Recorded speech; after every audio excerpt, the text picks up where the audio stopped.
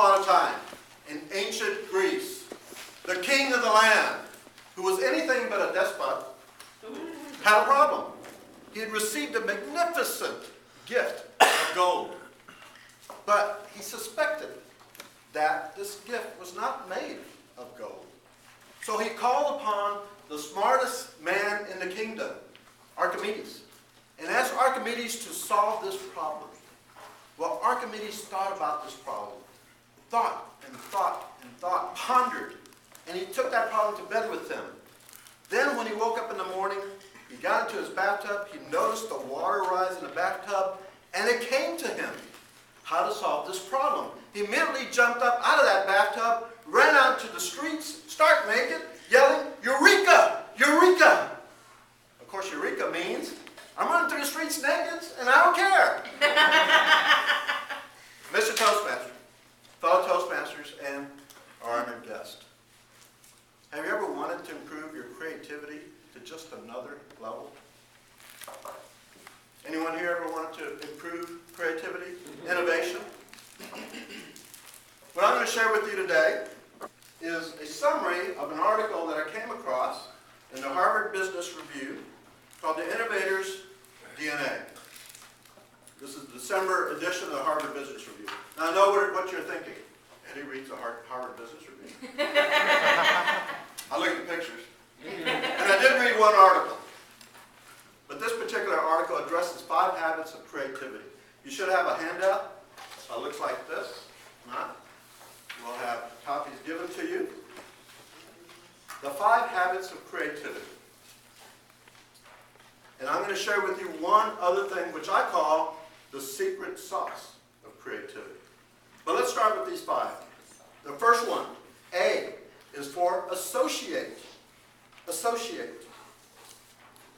How many are familiar with Steve Jobs? How many own an iPhone? Then you're very familiar with Steve Jobs. He is known as one of the world's greatest innovators living at this time. He makes his living and his fortune by associating unrelated things. In fact, there's a great story about him. When he dropped out of college, he decided to audit a calligraphy course, of all things. But in this calligraphy course, he got an appreciation for fonts, for the beauty of how things can be written. That actually made its way into the first Macintosh computer, and according to him, also into Windows software later on. He related unrelated things. One of my favorite speakers is Craig Ballantyne, a former world champion speaker. And I encourage you, if you ever have the opportunity, to listen to a speech that's called The Snake Bite. He takes a snake bite and relates it to the act of forgiveness. It's a brilliant speech, but what he's done is taken unrelated things and actually built a beautiful speech around those unrelated things. It's a practice we can all benefit from, associating. Leonardo da Vinci said everything is connected. Steve Jobs said creativity is about connecting things. Habit number 2, question. Question everything.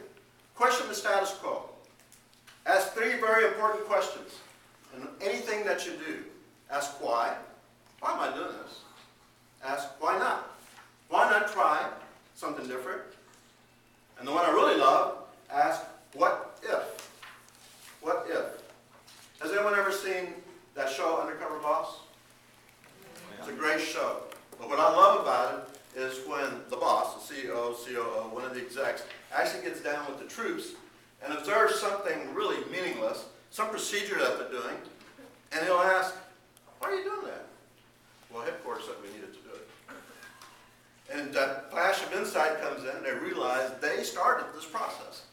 But ask why. Ask why not. Challenge. Darren LaCroix. Some of you have met Darren LaCroix, former world champion speaker. Ask, what if I fell on my face in my introduction to a speech? He did just that. Fell back on his face on his world championship speech. Actually did the Mr. Toastmaster from the floor, looking up. And he won the world championship. Ask what if. what if I did something differently? Something we can all do no matter what you do. The third is observe. Scott Cook, who invented Quicken Financial Software, observed a couple of things. One, he noticed his wife's frustration with receipts and paying bills. And then he happened to attend a conference where he saw the PC computer from Macintosh, of all things, and saw the Lisa. He connected the two and realized, I could do something with this, and he created Quicken Financial Software. He captured half of the market his first year that he introduced this product. Number 4, experiment. Just try something different. We're in Toastmasters. Every time you get an opportunity to speak, experiment. Try something different. What's it going to hurt? Just try something different and you will grow exponentially. Thomas Edison said, I didn't fail. I simply found 10,000 ways that didn't work. Number 5 is network. Go to conferences. Meet interesting people. And if you can't find interesting people, go to a Toastmasters Club. Yeah. And if you can't find people there, then meet boring people.